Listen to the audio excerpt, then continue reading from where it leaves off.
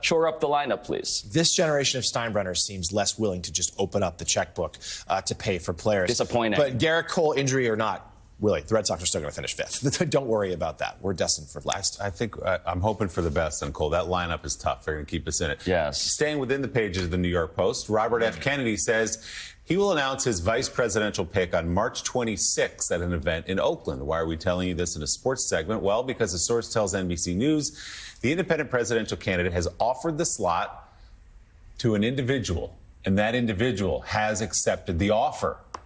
Earlier this week, Kennedy Jr. confirmed to the New York Times New York Jets quarterback Aaron Rodgers and former Minnesota Governor Jesse the Body Ventura were on his short list. This can't be real, right? It's just he's floating these names for fun. Is Aaron Rodgers, who is an active member of the New York Jets, is fully expected to return this season. Would he be on the campaign trail during the weekend playing football on Sundays? I just want to attack this from the perspective of a Jet fan, because I have lots of takes about just what this means. Why is RFK cornering the market on 9/11 conspiracist Democrats in scare quotes? Like what? Oh, he wants to have the Sandy Hook Democrats, that demo, right? So that's the story that came out, of course, yesterday, which is that Aaron Rodgers happens to be a guy who told CNN after they identified themselves as a reporter, Pamela Brown, that whole thing was a conspiracy. That was the reporting. So I say all of this to say, if I'm a Jet fan, how do I feel? And so even beyond the human horror of what that means, that conspiracy in specific, like, is that still a line we can't cross? We'll find out, I guess. I think about football. After all that, I think about this is the guy who said we need to eliminate off-field distractions. Aaron Rodgers is the same human being who had those words exit his mouth.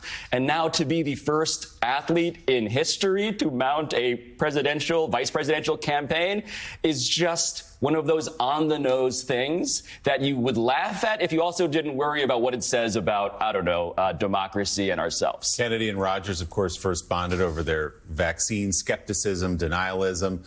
The new report that Pablo just referenced is from CNN, highlighting the conspiracy theory allegedly shared by Aaron Rodgers about the 2012 Sandy Hook Elementary School shooting not being real. I mean, this is Alex Jones stuff. It's disgusting. It's appalling. Pamela Brown, one of the reporters behind the piece, said she was introduced to Rodgers while covering the Kentucky Derby back in 2013.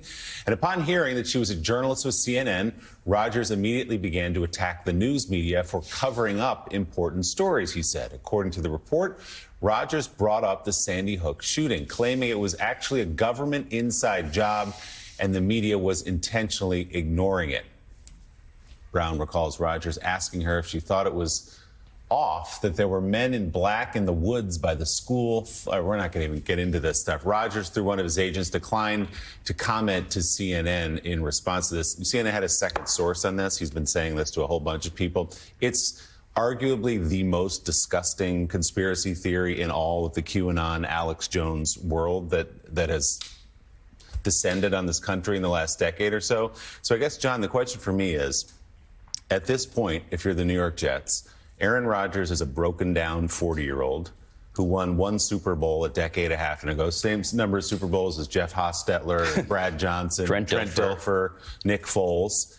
Is it worth it to have this guy? By the way, you got an awful lot of Jets fans in Newtown, Connecticut, I promise. And let's remember, Aaron Rodgers, his play was already slipping at the end of his time in Green Bay. He played all of 4 plays last year before he was injured, suffered a major Achilles tendon injury. We don't know how he'll bounce back this year. And that's just the football context.